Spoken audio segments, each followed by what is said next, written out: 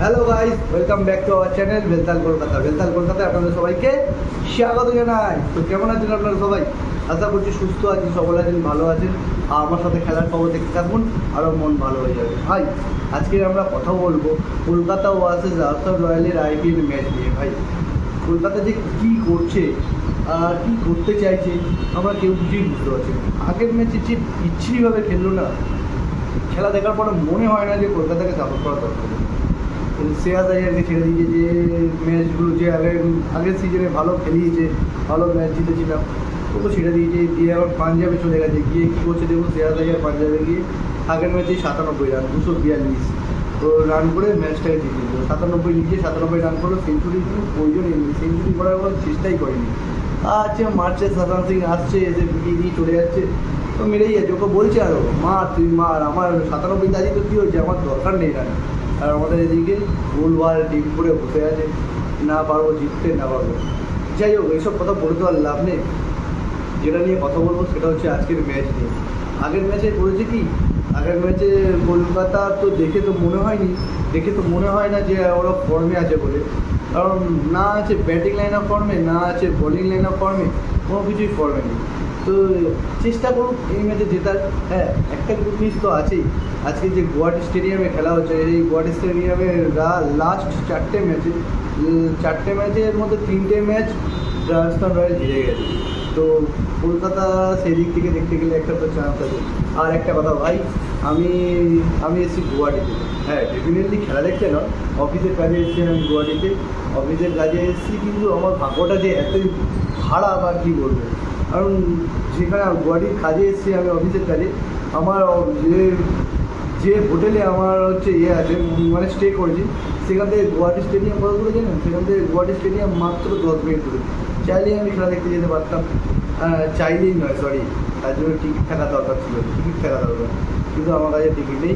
আমি টিকিট কাটতে গেছিলাম, আমি গিয়ে দেখছি টিকিট একটাও নেই, সবই সোল্ড আউট। আর হচ্ছে ব্ল্যাকে টিকিট বিক্রি হচ্ছে ভাই, 10-12 হাজার টাকা করে ব্ল্যাকে টিকিট। সম্ভব নয় ভাই, 10-12 হাজার টাকা দিয়ে ব্ল্যাকের টিকিট কেটে। তাও কলকাতা যদি একটা ফর্মে থাকতো, তাও মানে একটা ট্রাই করা যেত। এরকমভাবে খেলায় হয়। আর এটা হচ্ছে আরেকটা কথা, রেহান পাড়াগের এইটা হচ্ছে হোম গ্রাউন্ড, হোম স্টেডিয়াম। ভারতে এখানে রেহান পাড়া খেলবেই, আশা করা যায় খেলুক। ওদের রাজস্থান রয়্যালে কিছু কিছু জিনিস আছে। রাজস্থান রয়্যালের ব্যাটিং লাইন আপ প্রচণ্ড স্ট্রং। রাজস্থান রয়্যালের বলিং মোটামুটি চলছে। ব্যাটিং যদি শুরু হয়ে যায় রাজস্থান রয়্যালের ব্যাটিং ওয়ার্সেস কেকেআরের বলিং, বা আপনারা কাকে সাপোর্ট করছেন অবশ্যই জানান, কমেন্ট করে বলুন। খেলার আগে তো আর কিছু বলবো না, বেশি কিছু। যা কথা বলবো খেলার পরে এসে কথা বলবো। আজকে যদি কলকাতা হেরে যায় ভাই, কলকাতার কপালে দুঃখ আছে, চাপ হয়ে যাবে। আরে প্রথম দিকের ম্যাচই যদি সহজ ম্যাচ থাকে, প্রথম দিকে যদি ম্যাচ না জেতে, শেষের দিকে সবাই লড়াই করতে আসবে না, সবাই খেলতে আসবে। শেষের দিকে ম্যাচ জেতা প্রচণ্ড চাপ হয়ে যাবে ভাই। তো আমার মনে হয় প্রথম দিকে ম্যাচ জেতা উচিত। আপনাদের কি মনে হয়? আপনারা কমেন্ট করে জানান, কমেন্ট করে আপনারা বলবেন। ভাই ডিস্টার্ব করিস না, এক সেকেন্ড ভাই, ডিস্টার্ব করিস না, এখন যা পরে আসবে, পরে কথা বলি, যা। আর হচ্ছে ভাই, আগের ম্যাচে সঞ্জু স্যামসন কী করেছে জানেন? সঞ্জু স্যামসন 66 রান করেছে, 57 রান ব্যাটিং করেছে।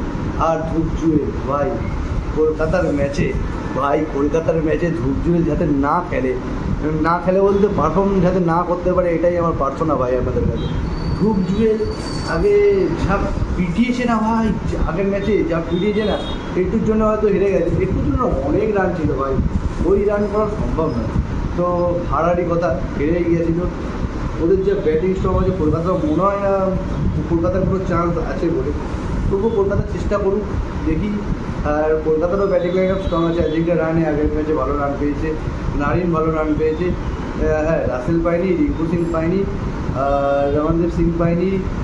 ওই যে কী করতে যে নিয়েছে, কী যে টিম বানায় আমি বুঝি না। ভেঙ্কটেশ আইয়ারকে কী করতে নিয়েছে জানি না, 30 কোটি টাকা না 30 কোটি টাকা দিয়ে ভেঙ্কটেশ আইয়ারকে নিয়েছে, কোনো লাভ হয়েছে বলে তো মনে হয় না। এটা ভালো বোলার নিতে পারতো। শ্রেয়াস আইয়ারকে কেন ছেড়ে দিল? শ্রেয়াস আইয়ার থাকলে প্রত্যেকটা সিজনে ভালো খেলছিল, ভালো ম্যাচ জেতাচ্ছিল। ও থাকলে হয়তো আমরা ম্যাচ জিতেও যেত, আর চান্সও ছিল ভাই। প্লে অফে চলে যেতাম, প্লে অফে চলে গেলে তো কিছু না কিছু চান্স থাকেই ভাই। তো চান্স ছিল, কিন্তু এখনও পর্যন্ত ধোনি আমাদের যে কটা টিম সেটেল টিম দেখুন, চেন্নাই, মুম্বাই, এরা সেটেল টিম ভাই। এদের যে টিম প্লেয়ার খুব একটা চেঞ্জ হয় না, হেরফের হয় না, খুব কাছাকাছিই থাকে। কিন্তু আমাদের কলকাতায় যে কী হয়, মাঝে মাঝে হঠাৎ করে সব প্লেয়ার চেঞ্জ, হঠাৎ করে আবার সবাই নতুন করে আসে, আবার চলে যায়, আবার আসে। এবার শুধু নারিনকে আর রাস্তাকে ধরে রেখে দিই, এদের শুধু থাকলে হবে, আরও দরকার শুধু এরা থাকলে হবে, আরও তো অনেকটা দরকার। তো টিম ভালো দরকার, ইন্ডিয়ান প্লেয়ার ভালো দরকার ভাই। ফরেনার ভালো হোক, 4টে ফরেনার স্লট, তার মধ্যে 2টো ভালো হোক যথেষ্ট, যেমন আমাদের নারিন আর রাসেল যথেষ্ট। বা এবারে ইন্ডিয়ান প্লেয়ারগুলো স্ট্রং তো করো, তবেই তো জিতবো আমরা, নাহলে আমরা জিতবো কোথা থেকে ভাই? ইন্ডিয়ান প্লেয়ার যদি স্ট্রং না হয়, যে টিমের ইন্ডিয়ান প্লেয়ার স্ট্রং নেই সেই টিমকে জেতানো খুব চাপ ভাই, খুব চাপ। সিএসকেতে দেখুন, মুম্বাইতে দেখুন, ইন্ডিয়ান প্লেয়ার ভর্তি ভাই, ভর্তি। সিএসকে থেকে কে আছে? জাদেজা আছে, রবিচন্দ্রন অশ্বিন আছে, ধোনি আছে। হ্যাঁ, ধোনির কথা ছেড়ে দিলাম, ধোনি যেহেতু ছেড়ে দিয়েছে, ঋতুরাজ গাইকোয়াড় কয়েকদিনের মধ্যে খেলবে, ও আছে। মুম্বাইতে দেখুন, মুম্বাইতে আছে আপনার রোহিত শর্মা, আছে সূর্যকুমার যাদব, হার্দিক পান্ডিয়া, জাসপ্রীত বুমরা।